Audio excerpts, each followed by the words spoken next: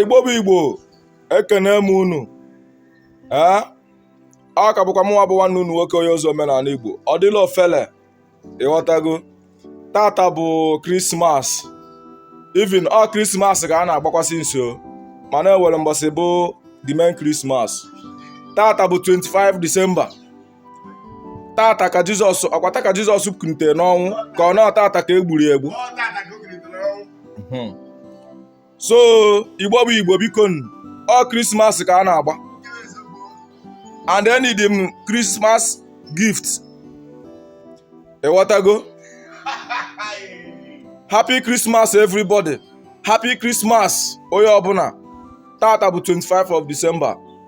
Anyị na-ekpekwa ekpere na-asị na bido from tata na anyị ga na-adịkwa ndụ na-aga, na-agbakwa Christmas na-aga, maka na ọ dịlọkwa ofele na mmiri anyị afọkwa anyị n'eze.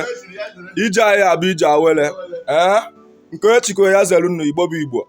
Ekene m unu rie nne.